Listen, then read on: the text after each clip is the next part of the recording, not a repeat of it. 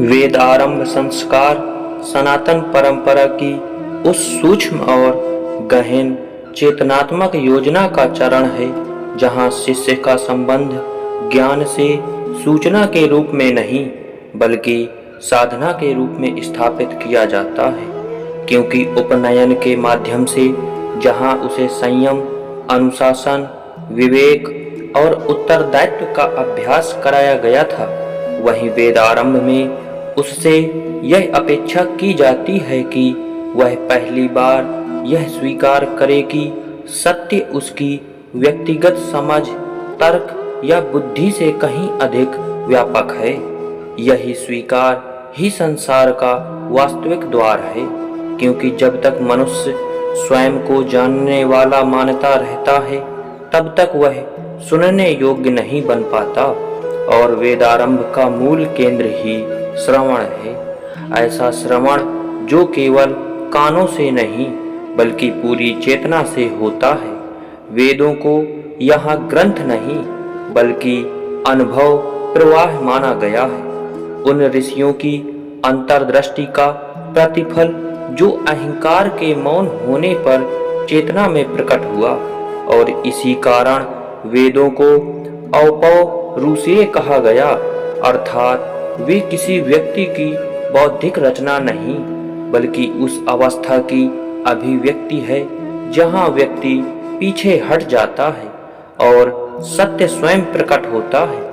वेदारंभ संस्कार शिष्य को इसी दिशा में प्रशिक्षित करता है कि वह ज्ञान का स्वामी नहीं बल्कि उसका पात्र बने। इस चरण में मंत्रों का श्रवण केवल उच्चारण सीखना नहीं है बल्कि ध्वनि, लय और मौन के साथ स्वयं को सामंजस्य में लाना है, क्योंकि वेदों का प्रभाव केवल अर्थ से नहीं बल्कि कंपन से जुड़ा हुआ है। यदि शिष्य प्रारंभ से ही अर्थों में उलझ जाए तो वह उस सूक्ष्म स्पर्श से वंचित रह सकता है जो ध्वनि चेतना पर करती है। इसलिए प्रारंभिक अवस्था में अर्थ गौण और अनुभव प्रधान रखा गया। यह रणनीति आधुनिक दृष्टि से अजीब लग सकती है, परंतु यही वह पद्धति है जो शिष्य के भीतर धैर्य और ग्रहणशीलता का निर्माण करती है, क्योंकि जो व्यक्ति हर बात का त्वरित निष्कर्ष चाहता है वह गहराई में टिक नहीं पाता, जबकि वेदारंभ उसे अस्पष्टता के साथ रहने की क्षमता सिखाता है। इस संस्कार में गुरु की भूमिका अत्यंत महत्वपूर्ण किंतु सीमित है। वह ज्ञान का निर्माता नहीं बल्कि माध्यम है। वह वेद का स्वामी नहीं बल्कि सेवक है, और उसका सबसे बड़ा शिक्षण उसका आचरण है। वह स्वयं वेद के सामने विनम्र रहता है ताकि शिष्य देख सके कि ज्ञान के साथ संबंध कैसा होना चाहिए। यदि गुरु स्वयं को विषय से बड़ा मानने लगे तो शिष्य विषय की बजाय व्यक्तित्व का अनुकरण करने लगता है, और वहीं से ज्ञान का पतन आरंभ हो जाता है।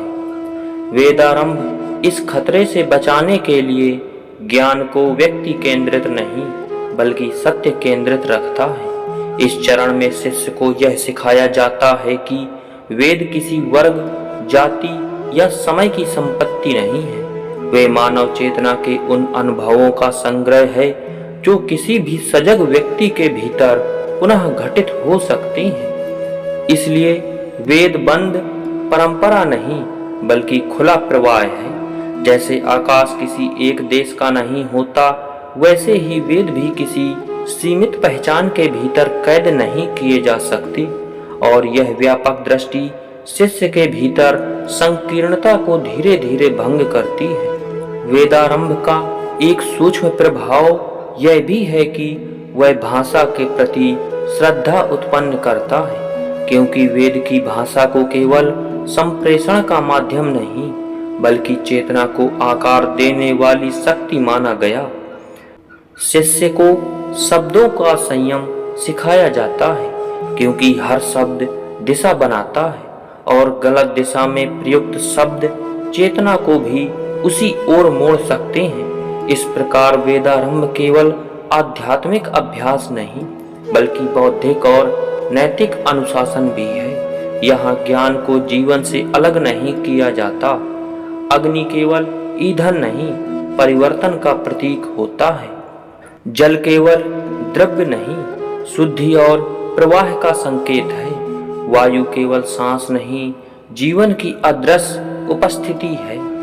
इस प्रकार वेदों का अध्ययन शिष्य को प्रकृति और अस्तित्व के साथ एक जीवित संबंध में प्रवेश कराता है। धीरे धीरे शिष्य अनुभव करने लगता है कि ज्ञान प्राप्त करने की वस्तु नहीं बल्कि स्वयं को खाली करने की प्रक्रिया है, क्योंकि जब तक भीतर अहंकार, भय और पूर्वाग्रह भरे हैं तब तक सत्य के लिए स्थान नहीं बनता।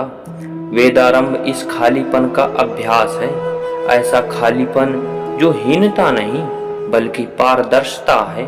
इस चरण में मौन अत्यंत महत्वपूर्ण हो जाता है। मौन यहाँ बोलने का अभाव नहीं बल्कि सुनने की पूर्णता है, और जो व्यक्ति मौन में सहज हो जाता है वही वेद के सूक्ष्म संकेतों को ग्रहण कर पाता है। धीरे धीरे शिष्य के व्यवहार में परिवर्तन दिखाई देता है।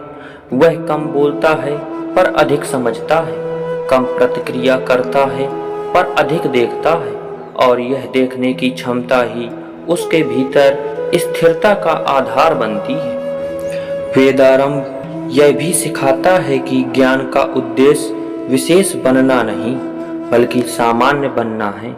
इतना सामान्य कि व्यक्ति स्वयं को प्रकृति और समाज से अलग न माने।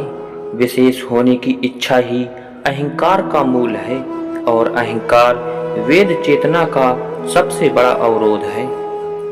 इस संस्कार के माध्यम से शिष्य को यह चेतावनी भी दी जाती है कि सत्य को अपनी सुविधा के अनुसार मोड़ने का प्रयास अधर्म है, क्योंकि जब मनुष्य सत्य को अपने पक्ष में ढालता है तब वही सत्य विभाजन और हिंसा का कारण बन जाता है। इसलिए वेदों के प्रति उत्तरदायित्व अधिकार से अधिक महत्वपूर्ण है।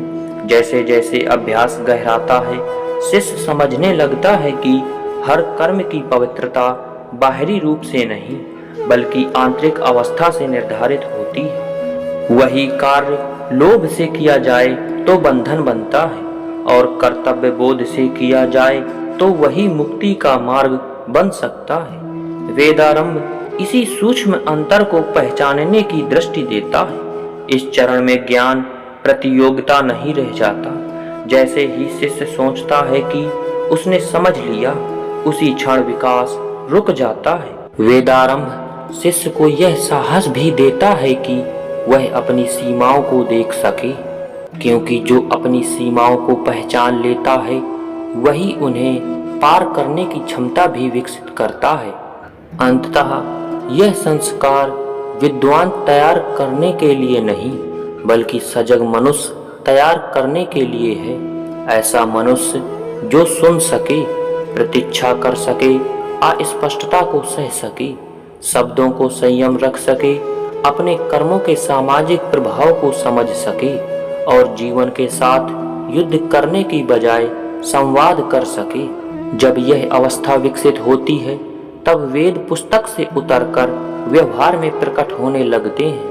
निर्णयों में संतुलन आता है, वाणी में करुणा आती है, मौन में स्थिरता आती है और कर्मों में उत्तरदायित्व झलकता है। यही वेदारंभ का वास्तविक फल है।